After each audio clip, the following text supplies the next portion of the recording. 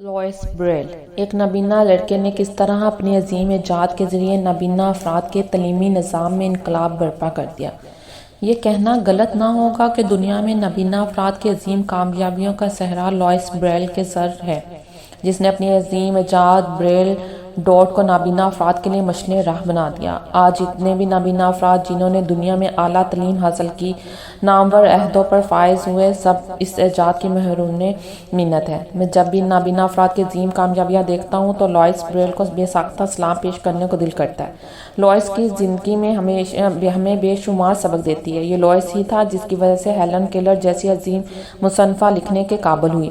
سائمہ سلیم، عمارہ یاسر، سردار احمد، سلمان ارشد، فرزانہ سلیم، عزیزہ سعید، شاہد رسول، ڈاکٹر صابر اور ایسے ہزاروں نام منظر عام پر آئے۔ دنیا کو آنکھوں کے بغیر اپنی انگلیوں سے دیکھنے کا فن سکھائے گئے۔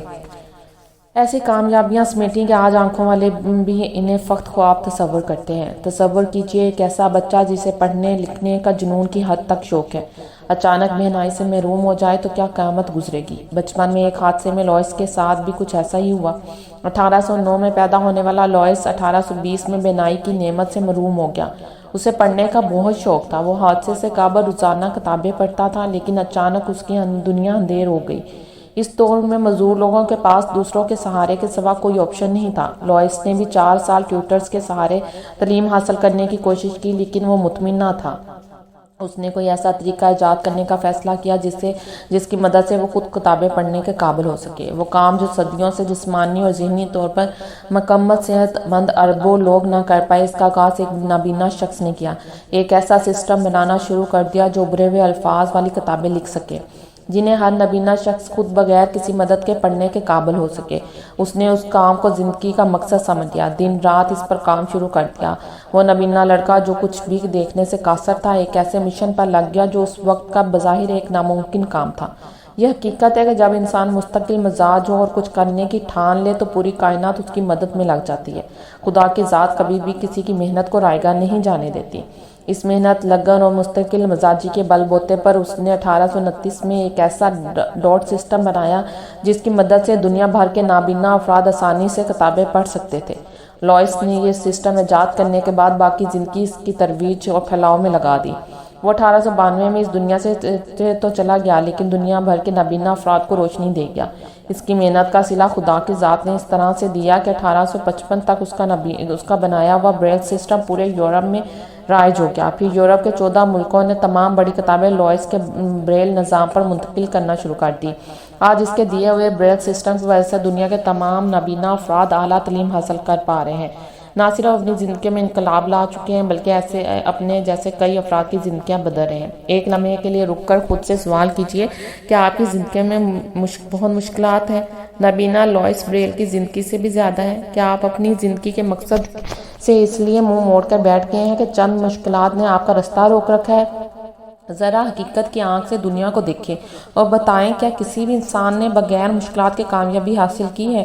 یہ مشکلات نہیں، فقط کاہلی اور سستی ہے جو آپ کے اپنے مقصد کی پہچان سے، اپنی حقیقی شناخت سے اور ایک عظیم کامیابی سے دور رکھے ہے۔ آج لوئس بریل کی وہ دن رات کی محنت دنیا کی 20 عظیم ترین ایجادات میں شمار ہوتی ہے۔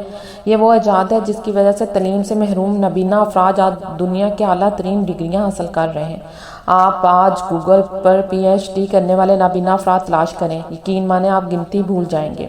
یہ لوئس بریل تھا جس نے دنیا کو یہ احساس دلایا کہ نابینا افراد بھی عام انسانوں کی طرح تعلیم حاصل کر سکتے ہیں۔ بریل کی اس ایجاد کے بعد معذور افراد کے لیے ایجادات کا سلسلہ شروع ہو گیا جو آج تک جاری ہے، اور یہ سب وہ ایجادات ہیں جن کی وجہ سے تمام معذور افراد اب معذوری کی زندگی سے نکل چکے ہیں۔ وہ نہ صرف اپنا بوجھ اٹھا رہے ہیں بلکہ اپنے جیسے لاکھوں افراد کی مدد کے لیے بھی دن رات کوشاں ہیں۔ آج دنیا بھر کے اعلیٰ تعلیم یافتہ نابینا افراد لوئس بریل کو دعائیں دیتے ہیں۔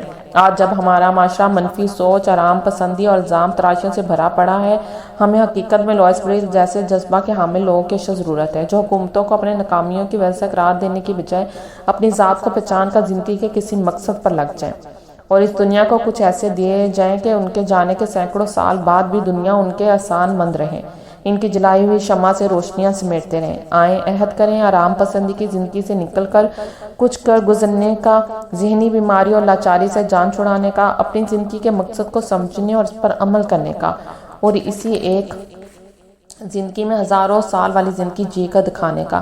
آج اس ملک کو ایسے افراد کی ضرورت ہے، اشد ضرورت ہے، جو مشکلات اور مسائل کو کامیابی کا زینہ سمجھیں، جو اپنے ساتھ دوسروں کے مستقبل بھی روشن کریں، جو بڑی سوچ اور بڑے ظرف کے حامل ہیں، جو اپنی ناکامیوں کی وجہ کسی اور کو قرار نہیں دیتے، جو کسی معجزے کے انتظار میں اپنی زندگیوں کو رائگاں نہ کر رہے ہوں۔